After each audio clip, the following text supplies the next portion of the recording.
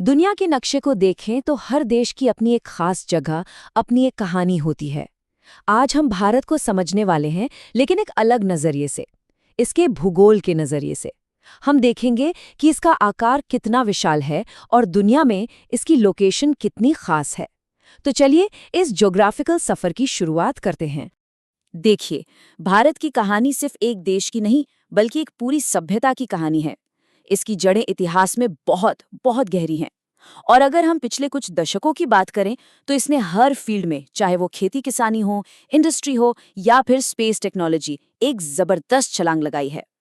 तो आज का हमारा सफर कुछ ऐसा रहेगा।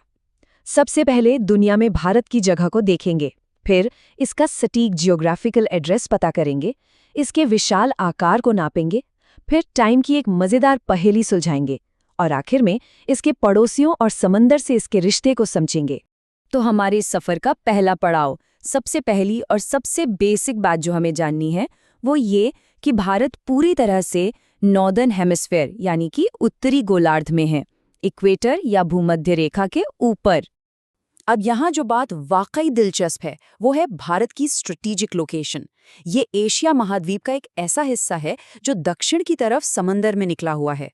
ये लोकेशन इसे पूर्व और पश्चिम एशिया के बीच एक पुल की तरह बना देती है, और सदियों से यही वो वजह है जिसने इसे व्यापार और संस्कृति का एक अहम सेंटर बनाए रखा है। चलिए अब जरा और जूम इन करते हैं। अब हम दुनिया के नक्शे पर भारत का एकदम सटीक पता ढूंढने की कोशिश करेंगे, और इसके लिए हम इस्तेमाल करेंगे ग्लोबल ग्रिड सिस्टम का। देखिए, किसी भी जगह का ग्लोबल एड्रेस समझने के लिए हमें दो चीजें चाहिए। पहली है अक्षांश यानी लैटिट्यूड। आप इन्हें ग्लोब पर बनी हुई लेटी हुई लाइनें समझ सकते हैं। ये हमें बताती हैं कि कोई भी जगह इक्वेटर से कितनी उत्तर या दक्षिण में है। और दूसरी चीज है देशांतर यानी लॉन्गिट्यूड। ये ग्लोब पर बनी हुई खड़ी लाइनें हैं। ये हमें बताती हैं कि कोई जगह प्राइम मेरिडियन से कितनी पूर्व या पश्चिम में है। और जब ये अक्षांश और देशांतर मिल जाते हैं, तो बनता है किसी भी जगह का एकदम सटीक ग्लोबल एड्रेस। तो इन्हीं लैटिट्यूड और लॉन्गिट्यूड्स की मदद से हम भारत का पता लगा सकते हैं। जैसा कि हम यहाँ देख सकते हैं, भारत का मुख्य भूभाग 8 डिग्री 4 मिनट उत्तर से लेकर 37 डिग्री 6 मिनट उत्तरी अक्षांश तक और 68 डिग्री 60 मिनट पूर्व से 97 डिग्री 25 मिनट पूर्वी देशांतर तक फैला है। और इसी एड्रेस के ठीक बीच से एक बहुत ही खास लाइन गुजरती है, कर्क रेखा यानी ट्रॉपिक ऑफ कैंसर। ये रेखा हमारे देश को लगभग 2 बराबर हिस्सों में बांट देती है। इसका निचला दक्षिणी हिस्सा ट्रॉपिकल जोन में आता है और ऊपरी उत्तरी हिस्सा सब ट्रॉपिकल जोन में। और इसी से हमारे देश में मौसमों का इतना खूबसूरत खेल देखने को मिलता है। तो अब जब हम भारत की लोकेशन समझ गए हैं, तो चलिए अब इसके साइज की बात करते हैं कि आखिर ये देश असल में कितना बड़ा है। तो बात करते हैं साइज की। भारत का कुल एरिया है लगभग 32.8 लाख वर्ग किलोमीटर। जरा इस नंबर को इमेजिन करके देखिए।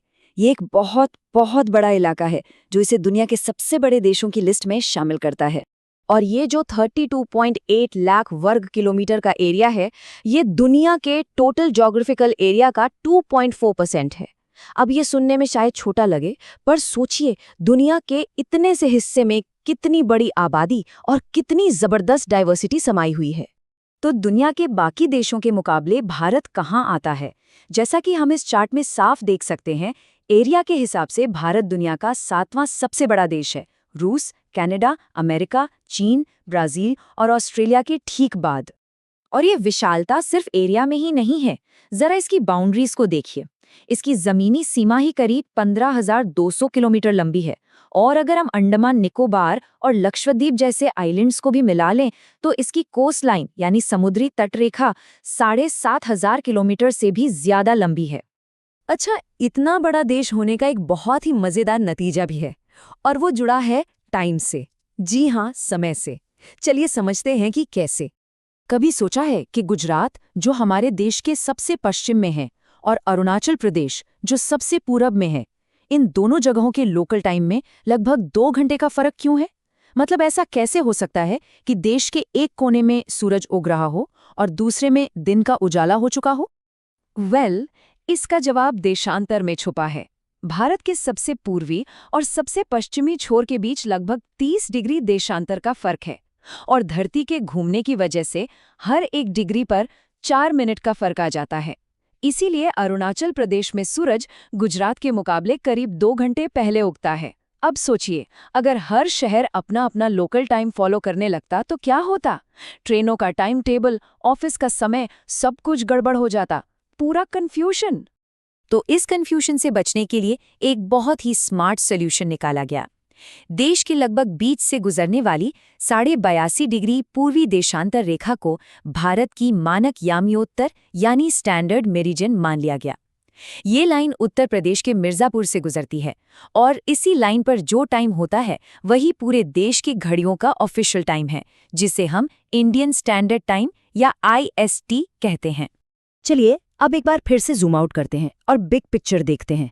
अब हम ये समझेंगे कि भारत की लोकेशन, खास तौर पर हिंद महासागर में, इसे कैसे एक बहुत ही खास और स्ट्रेटेजिक पावर देती है।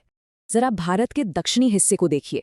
ये जो दक्कन का पठार है, ये हिंद महासागर में दूर तक फैला हुआ है।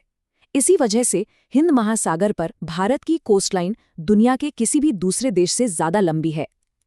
और यही लोकेशन भारत को पश्चिम में यूरोप और अफ्रीका से और पूर्व में ईस्ट एशिया के देशों से समुद्री रास्तों के जरिए जोड़ती है। और हाँ, भारत अकेला नहीं है, इसके पड़ोसियों का एक पूरा नेटवर्क है।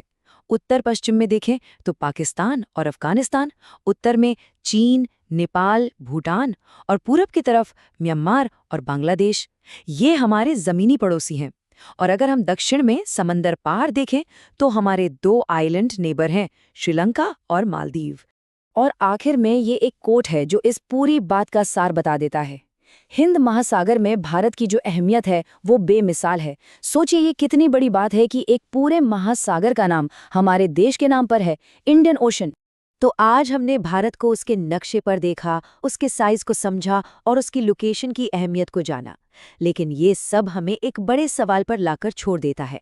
आज की इस बदलती दुनिया में, जहां समुद्री रास्ते व्यापार और ताकत के लिए पहले से कई ज्यादा जरूरी हो गए हैं, हिंद महासागर के दिल में भारत की ये जो स्ट्रेटेजिक पोजीशन है, ये आने वाले कल में दुनिया में भारत के रोल को कैसे डिफाइन करेगी? ये एक ऐसा सवाल है जिसका जवाब आने वाला वक्त ही देगा।